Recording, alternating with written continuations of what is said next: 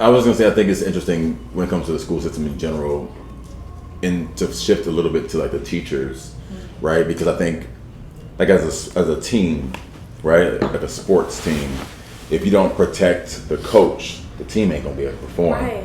And I think about like protecting teachers, and what does that even look like or sound like? Only because I think about like selective capitalism is what I call it, which is like most of us go to our corporate jobs and you work to be promoted, you work to make more money.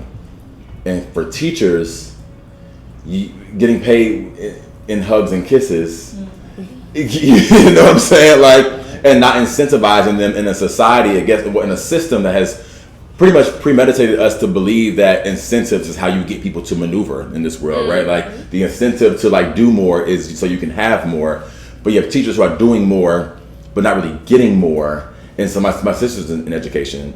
I'm not gonna say like how much she makes, but it's not a lot of money, and she's been teaching for 12 years. And it's like, for me to do anything for 12 years and have not substantially increased your income is nuts to me. But you have so many people who are in education who have been doing it for 20, 30 years and haven't seen six figures, right? And it's like,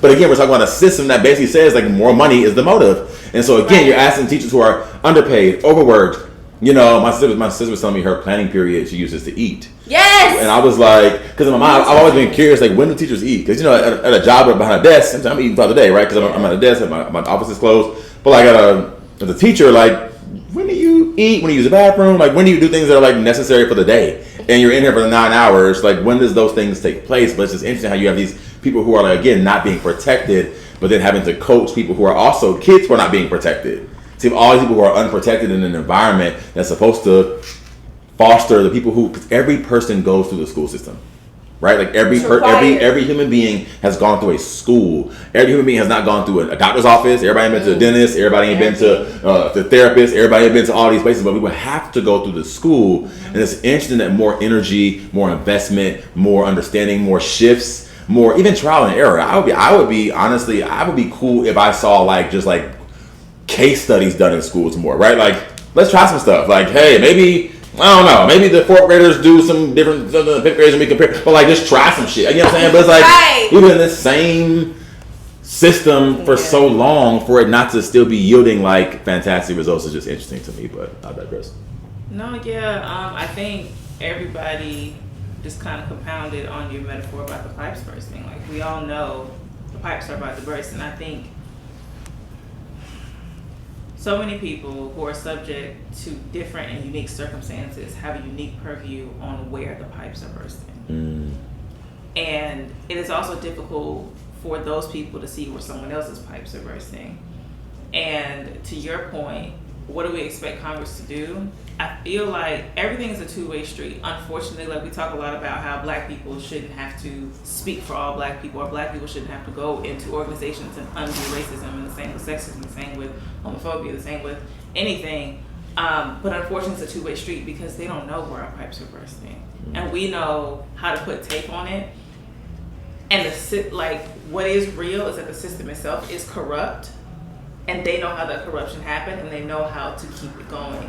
So all this is to say is that abolition is indeed the answer for everything. The answer is, how do we go about that? Because you're absolutely right. What do we expect Congress to do when Congress was not developed to support anybody but white men?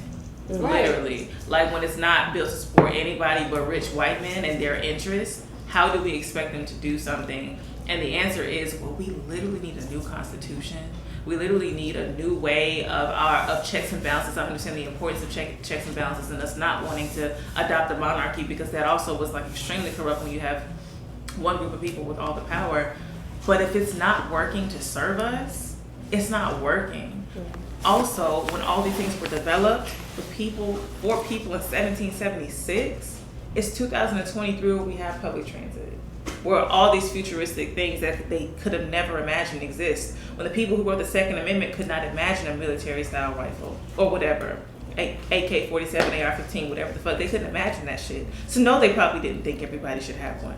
You know what I'm saying? And so, like, a lot of the systems that are corrupt are still ran by people who benefit off of willful ignorance of why these things shouldn't exist anymore.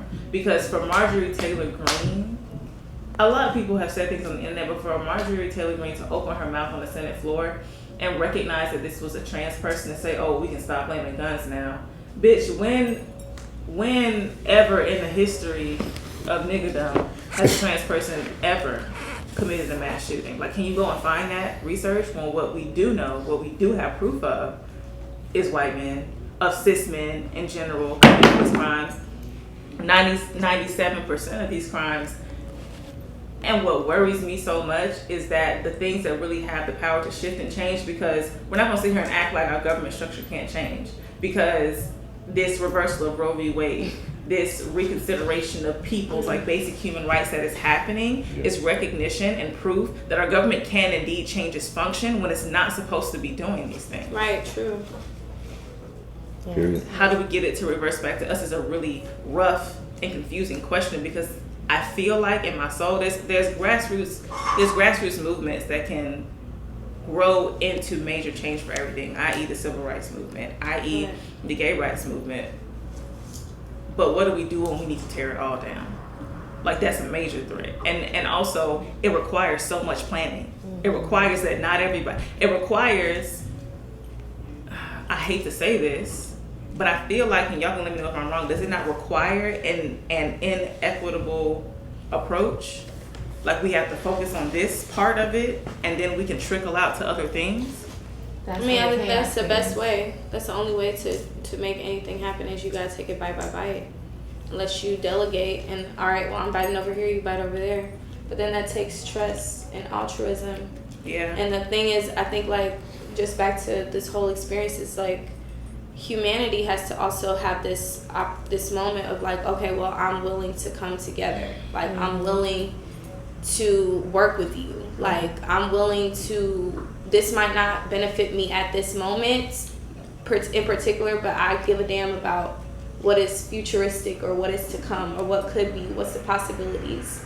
And I feel like if we're not so focused on just the self but the community, and instilling trust back into the community, then that type of thing is possible. But again, like, it's always like there is this grander political thing, but I really believe like revolution is always, it happens within first. Like the revolution always happens within first. And if I'm able to get to that place of peace or understanding, or I'm willing to be a part of restructuring a system, like I understand the importance of myself to be able to help, then we can do something like that. But if the people are not in a place where they think of themselves as a way to, or they think of themselves as a means to that end, then we only will be having these conversations versus like people transforming or revolutionizing within themselves. People are I don't want to say selfish, they're self-consumed. Yes. And I think it makes it difficult for stuff like what you're saying to exist. Because I'm struggling, you're struggling. But to your point, it's like, well, this struggle, we need to focus here for a second. Because if we get this struggle under wraps, we were talking the other day about like believing women, right? And you were making a point about like, for so long, we've kind of been combative when it comes to women saying their experience in this world. So it's like, if we zeroed in on women's experience to kind of give them a platform to say, to speak, and to have a voice and to advocate for themselves, it would then trickle into creating a better society that we all live in. Likewise, the LGBTQ plus movements. For so long, we've been relegated to darkness, and so like now we give them a focus, we give them lanes, we put them on TV, we put them in series to give them their moment. And I think it becomes like, well, I want a moment too.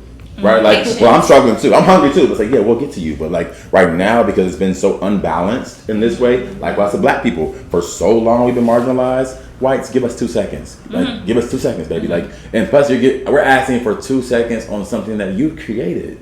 Let's talk about it. You know what I mean? So it's not even like we're saying we were in an equal fight and you beat me up and I won round 2. No, you held my hands behind my back. I couldn't move and you beat me up. And now I'm saying, give me a fair one.